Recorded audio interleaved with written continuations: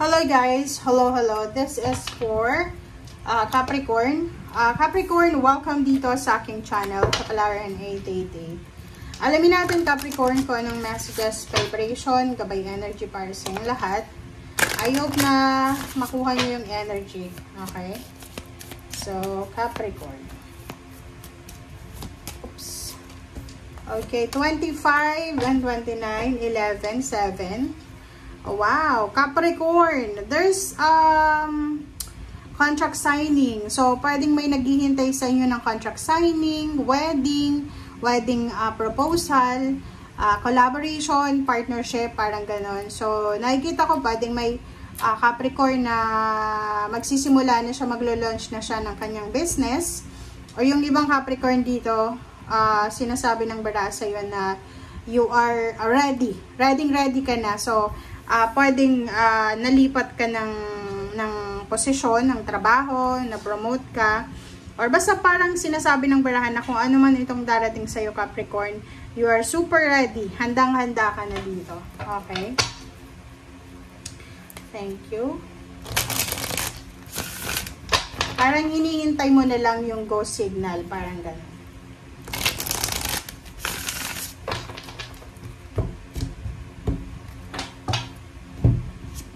Okay, Ace of Cups. Judgment. Wow. Okay, ang galing. Wow. Alright, so, meron dito sa ilalim na 5 of Cups. So, this is regrets. Diba?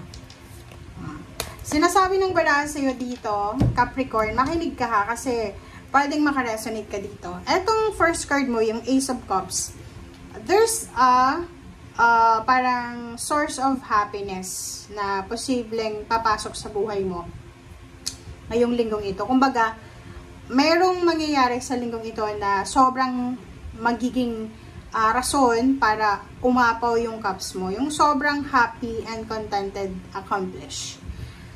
Isang desisyon ang gagawin mo. Like for example, nakikita ko dito na like yun, sabi nga dito partnership, so meron din na 2 of cups, so maybe wedding siya.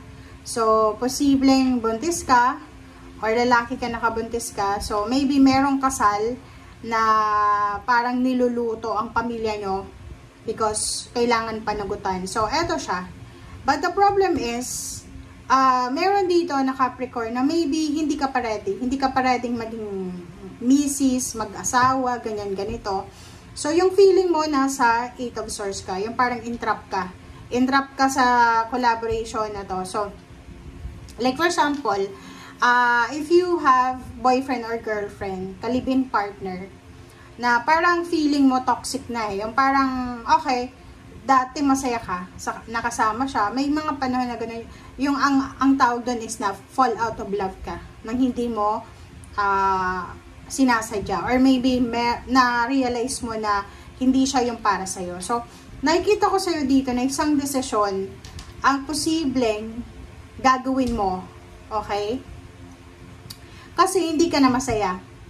And parang feeling mo nasasakal ka. Kasi yung judgment na to, you need to go outside from, for example, in order for you to be happy, you need to go outside from that relationship kasi nasasakal ka na. And after mo makalabas dyan, sobrang happy ka kasi maybe single ka na ulit or free ka na sa kung ano man na relasyon na hindi maganda. So, pahigamin sa comment section if you resonated. Kasi parang, ang nakikita natin dito, dalawang klase to ng Capricorn. May Capricorn na ikakasal siya because of nabuntis or nakabuntis. Meron din Capricorn na makikipaghiwalay or gusto niyang makipaghiwalay because hindi na siya malaya. Yung parang feeling niya sinasakal na siya sa relationship. Okay? So, Ace of Cups. Ace of Cups din. Oh. Diba? Yung Ace of Cups na to, sinasabi ng bara sa'yo na kailangan mong i-focus yung kaligayahan mo. Kumbaga, kailangan mong bigyan ng priority ang sarili mo. Nakuha nyo guys? Yung linggong ito, sinasabi ng barahan na bibigyan ka ng pagkakataon ng universe na ma-realize na importante ka. Ikaw yung pinaka-importante dito sa mundo para sa'yo. Judgment. So, sinasabi ng baraha, eto doon sa mga Capricorn na feeling suffocated. Maybe relationship, maybe sa trabaho. Yung parang pagod na pagod ka na sa trabaho, pagod na pagod ka na sa relationship. And isang desisyon ang gagawin mo, maybe mag-resign or yung iba, lilipat na lang.